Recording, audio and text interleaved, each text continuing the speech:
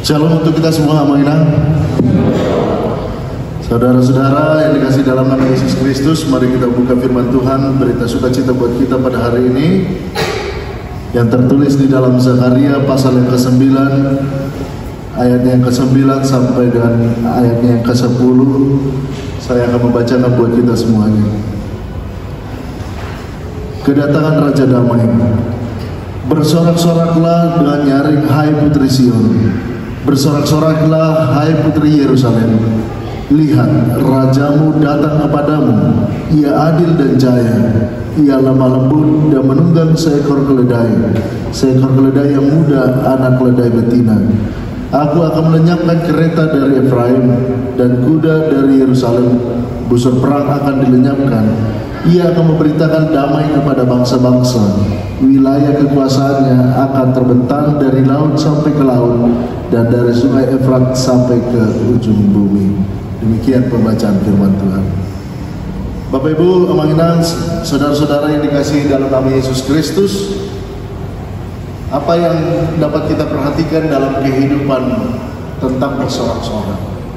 Biasanya kita jumpai tentang hal yang bersorak-sorak ketika orang di dalam stadion, ketika mencetak gol misalnya, atau dalam kompetisi-kompetisi orang bersorak-sorak karena dia mengalami sebuah kemenangan.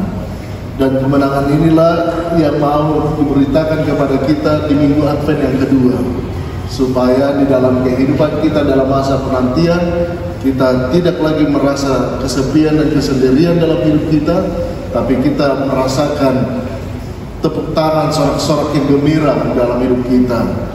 Namun hal ini sangat kontradiktif sekali ketika di dalam menyambut Raja yang adil dan jaya diperlihatkan konteks kehidupan orang-orang Israel masih dalam pembuangan, dan di mana di situ sedang terjadi proses pembangunan Yerusalem baru.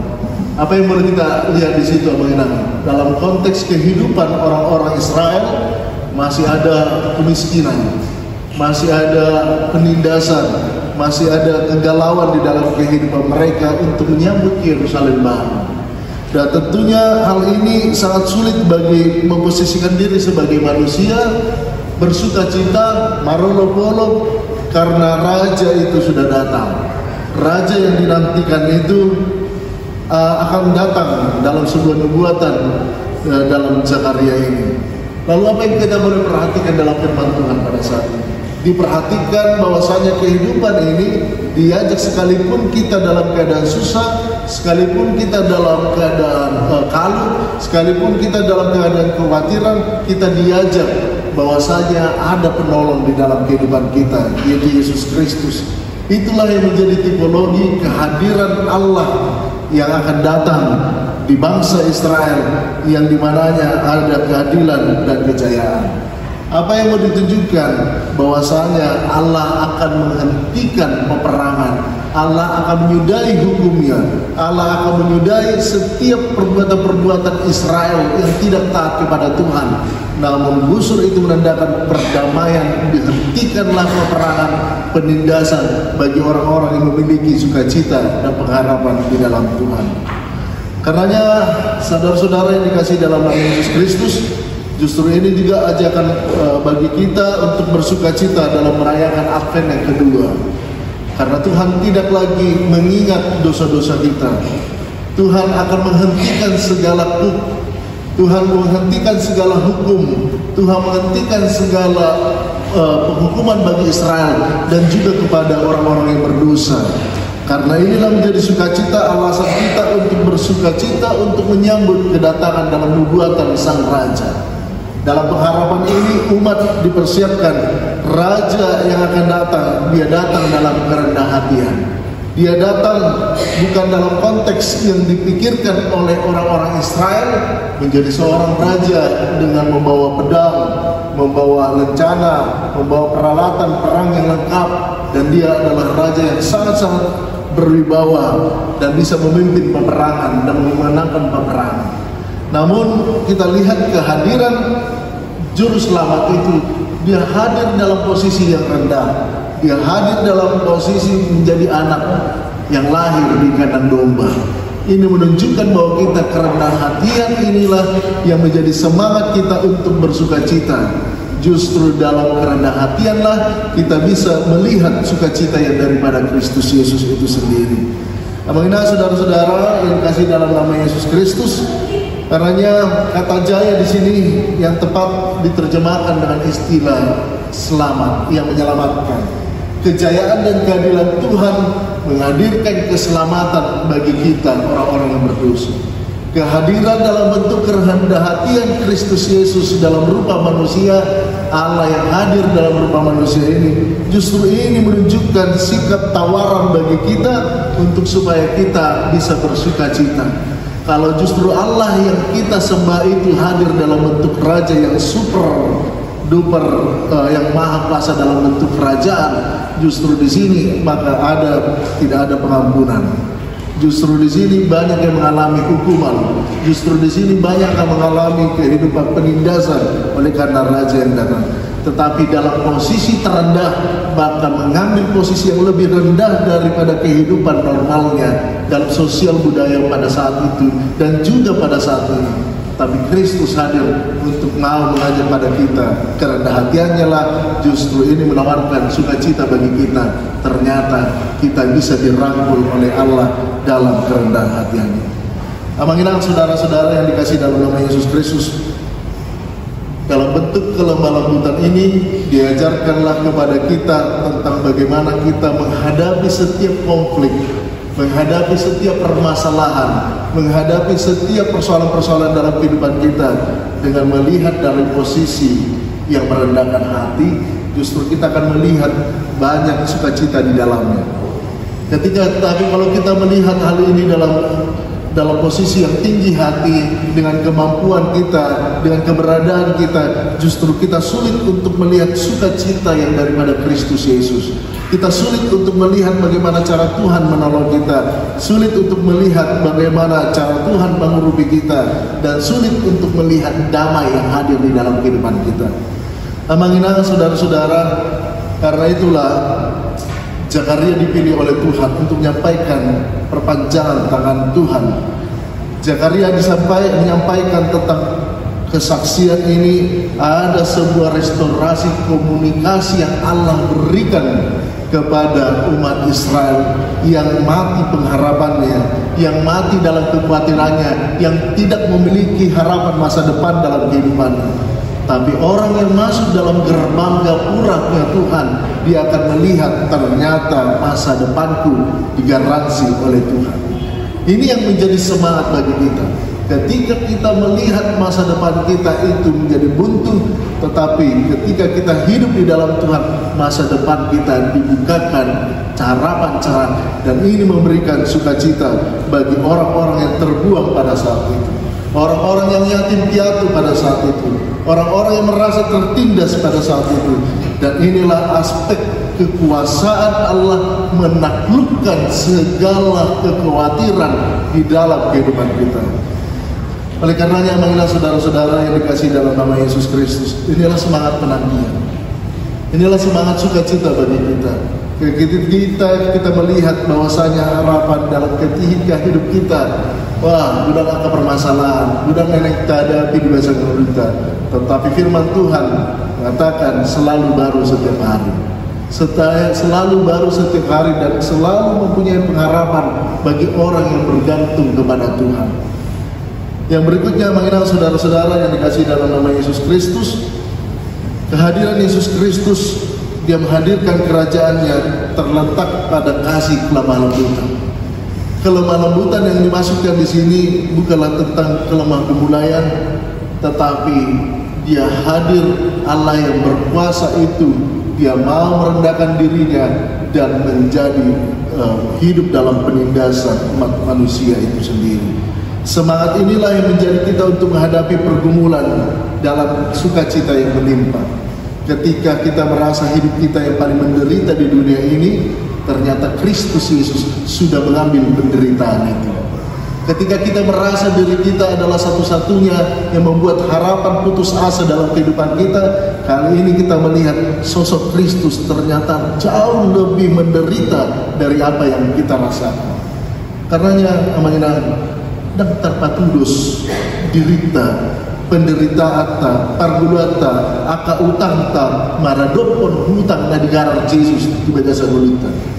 Karenanya ini memberi semangat bagi kita. Kalau didok gudang dua katudus-tudus Yesus matudusnya.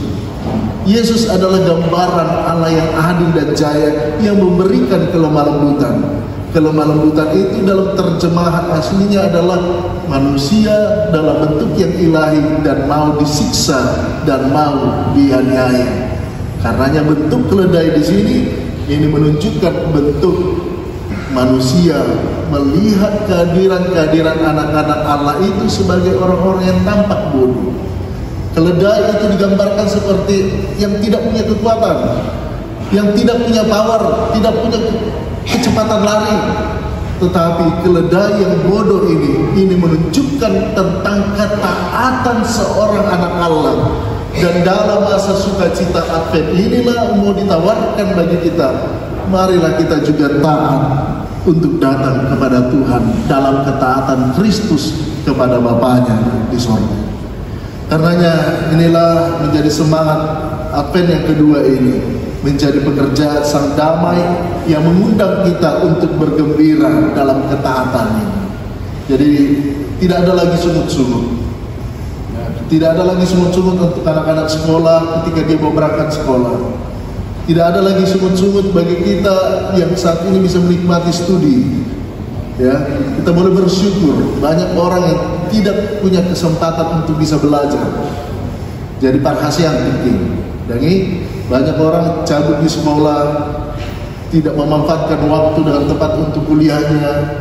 Banyak orang udah dikasih pekerjaan, maunya melihat orang lain. Wah, kita udah di sana, di down, kan?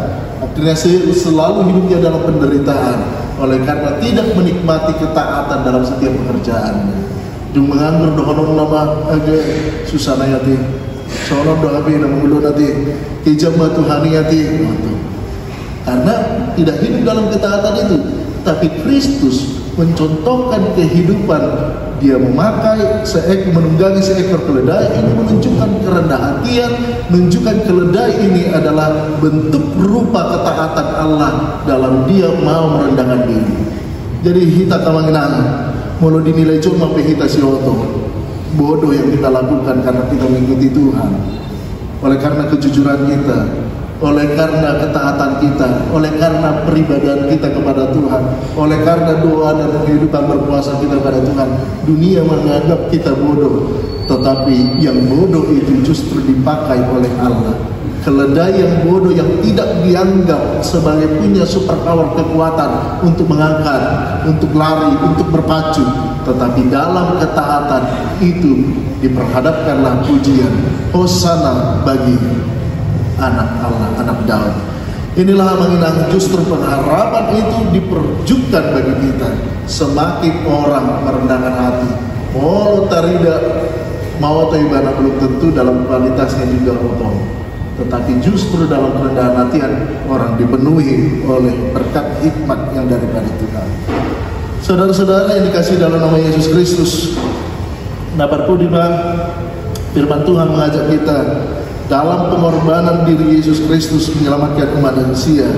Ini sangat berbeda dengan cara-cara dunia, pemimpin-pemimpin dunia, pemimpin-pemimpin di tengah-tengah umat, pemimpin-pemimpin di tengah-tengah keluarga yang kerap lari dari masalah.